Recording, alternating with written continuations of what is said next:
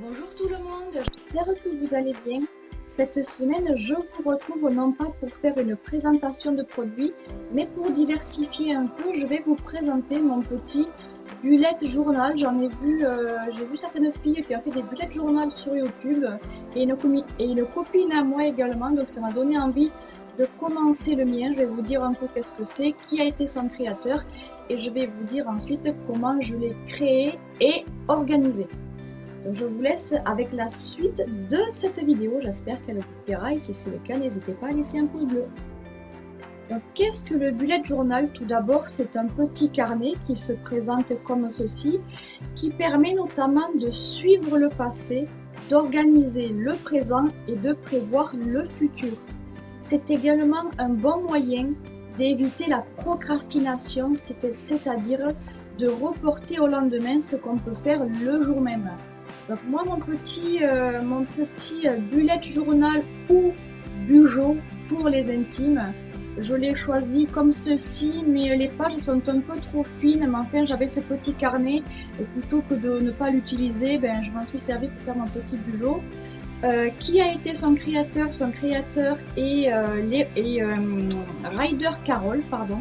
Son créateur est Ryder Carroll qu'il a mis au point il y a quelques années et c'est également un excellent moyen d'organiser et de gérer vos tâches tout au long du mois, tout au long des jours et tout au long des semaines.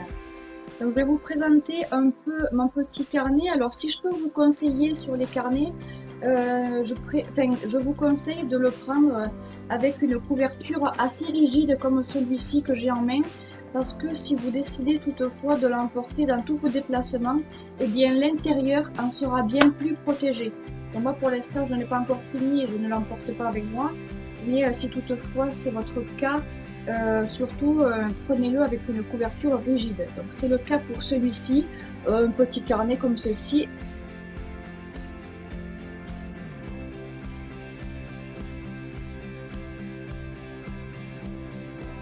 Je vais vous montrer maintenant comment je l'ai organisé. Alors sachez tout d'abord que c'est mon tout premier bullet journal, donc il n'y a pas vraiment de dessin, il n'y a pas vraiment de couleurs. Je me suis inspirée de vidéos YouTube et d'idées Pinterest pour réaliser le mien, donc j'essaierai de m'améliorer et tâcherai surtout de m'améliorer au fil des bullet journal et au fil des autres bullet journal que je créerai, parce que j'ai l'intention de le continuer vu que c'est un excellent moyen de se détendre après une journée de boulot ou quoi que ce soit, et c'est également un excellent moyen de faire un DIY puisque vous pouvez le créer de toutes les façons que vous voulez. Vous pouvez y ajouter tout ce que vous voulez, faire tous les petits dessins que vous voulez et utiliser toutes sortes de stylos, votre crayon. Enfin, vous pouvez vous créer un DIY, un petit bugeot vraiment très personnalisé tout en faisant un DIY. Donc je vais vous présenter le mien, vous verrez qu'il y a des pages qui ne sont pas complètement finies encore. Donc une première page où vous mettrez bullet journal, vous la créez comme vous voulez. Et j'ai oublié de vous dire que la base d'un bullet journal, c'est bien sûr les 3 calendriers qui sont indispensables. Tout d'abord le calendrier mensuel, ensuite le calendrier annuel qui passe en premier, donc le calendrier annuel, le calendrier mensuel et le calendrier journalier. C'est la base du bullet journal. Pour ce qui est du reste, vous l'organisez un peu comme vous voulez, vous y mettez les tâches ou les intitulés des pages selon ce que vous faites. Moi je n'ai pas de série spécialement à regarder, donc je zappe cette page. Si vous c'est votre cas, eh bien vous pouvez faire une page spéciale série, les séries que vous avez déjà regardées ou qui vous manquent à regarder. Donc tout d'abord avec vos coordonnées. On ne sait jamais si vous veniez à égarer votre bugeot, et bien celui qui le retrouve, j'espère, vous le rendra. Ensuite, une page qui est indispensable aussi, c'est l'index. Alors pour l'index, laissez au moins 3-4 pages de libre parce que l'index est assez long. Je fais comme ceci, 3-4 pages de libre. Ensuite, je passe à ce que j'ai appelé le code couleur. Avec, moi, je les ai classés en 3 catégories. Général. Alors, par exemple, j'ai mis un V pour ce qui est fait, un point pour ce qui est à faire, une croix pour ce qui est annulé. Enfin, je vous le montre un peu comme ceci. J'ai fait une page également avec une citation d'Antoine de Saint-Exupéry que j'avais appris au lycée et au collège et que j'avais bien aimé. Du coup, je l'ai reporté sur cette page aussi. J'ai également fait mon calendrier annuel sur 2 pages puisque je n'avais pas la place de le faire en entier. Je n'aime pas la présentation que j'ai fait, du coup j'essaierai de m'améliorer sur les autres. Comme ceci jusqu'à juin et bien sûr la page de derrière qui est jusqu'à décembre, comme ceci. J'ai ensuite fait pour ma part, mais vous organisez-le comme vous voulez et comme vous le souhaitez, une page avec auto-école et natation puisque ce sont des activités que je pratique. Et ensuite on passe au mois de mai avec la belle page. J'aime bien cette page comme je l'ai réalisée, elle me plaît beaucoup. Comme ceci, avec mon calendrier journalier, avec les jours, une première colonne qui correspond aux jours, une deuxième colonne où j'ai fait le matin et l'après-midi, je les ai classés comme ceci, et une troisième colonne où j'ai mis les objectifs du mois à réaliser. Ensuite, j'ai fait bien sûr une page avec mes réseaux sociaux, comme ceci. Je vous la présente. Une page bien sûr avec mes réseaux sociaux, YouTube et mon blog.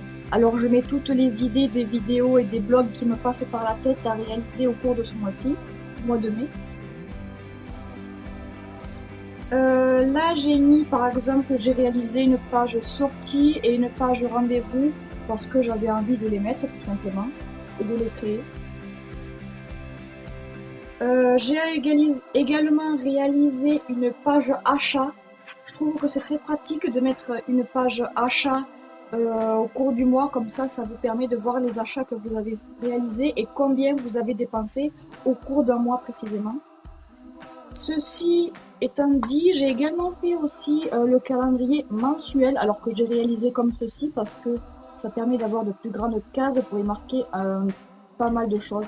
Je trouve que c'est pas mal comme ceci. Et ensuite, on passe à mes réseaux sociaux, comme ceci. Alors, la page réseaux sociaux est au crayon gris, comme ceci, avec mon nombre d'abonnés YouTube et par exemple aussi mon nombre d'abonnés Instagram que j'ai réalisé comme ceci. Et on passe au mois de juin. Je l'ai commencé le mois dernier, comme vous pouvez le voir, mon petit mois de juin que j'ai décoré comme ceci. Et là, on va retrouver comme d'habitude mon petit calendrier journalier avec la colonne des jours, la colonne que j'ai partagée en 2 parties avec la colonne matin et la colonne après-midi, et toujours notre petite colonne objectif à réaliser dans le mois et à s'y tenir, si on peut y arriver.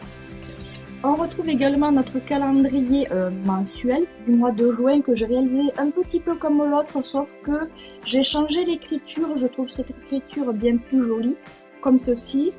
Et comme d'habitude, notre page YouTube, ma page blog, que je ne changerai pas tout au long des bullet journal, ma page rendez-vous sortie, ma page achat du mois. Et là, je compte réaliser une autre page qui s'intitulera divers et où j'y mettrai tout ce qui me passe par la tête à faire ou etc.